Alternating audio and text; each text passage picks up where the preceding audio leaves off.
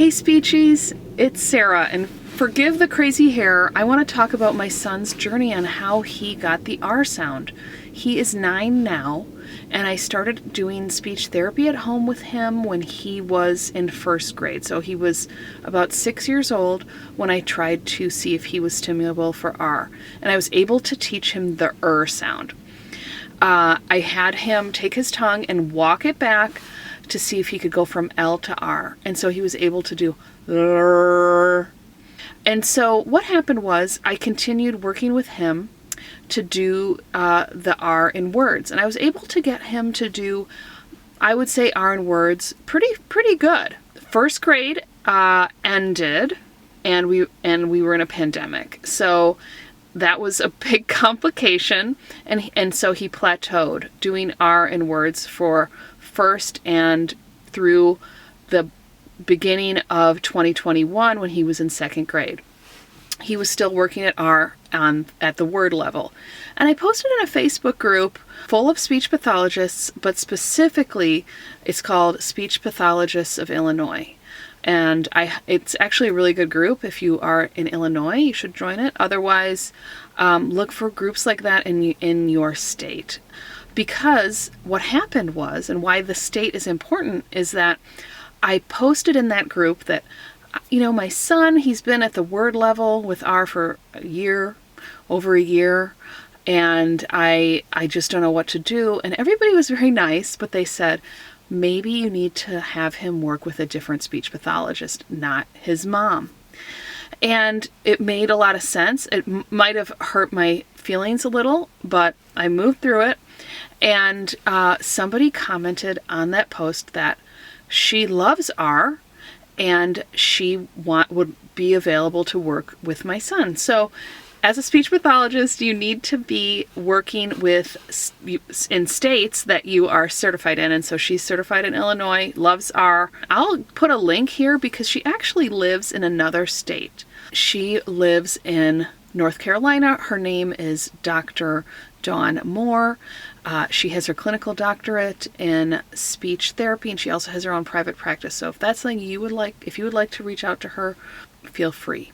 She started working with him, and I think she went back to, the word level with him. And what was great about her was that we did speech therapy over Zoom, 15 minutes a week, starting in March of 2021. She gave us homework. We did it, I would say 75% of the time. I think one of the biggest takeaways I got from her is that I needed to take him to an orthodontist. And so that's a big tip for you as speech pathologists. Have his dentition looked at, or your child's dentition looked at, if they are having trouble with R. So I took Daniel to the orthodontist, and they said that there is, for sure, this kid needs expanders, etc. But one thing that they said that stood out was that his mouth was about 2 years behind what they really wanted it to be for somebody. A year ago, he was 8, and they said, looking at him, he's got a mouth of a 6-year-old. He had lost virtually no baby teeth. He'd only had 1 permanent tooth. His teeth were crowded. His mouth was small. And I'm going to theorize that he couldn't get his tongue up for the R consistently due to the fact his palate was really kind of narrow. She said, he needs orthodontics to make progress. In the future, it's something that he's going to need, but let's definitely work. And then this fall, I don't know what was going on with him, whether it finally clicked, the therapy was working, in hand with some other physical changes, in that he is getting bigger, taller. He has not started orthodontic treatment because they don't want to do anything while he's got so many baby teeth. He has lost a lot more teeth, relatively speaking, but I think he's got 4 permanent teeth.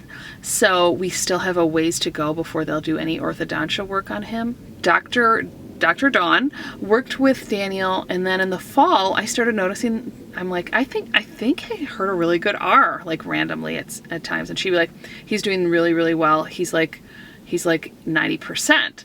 And I was like, I think he's catching more R's, but I don't think he's hitting 90%.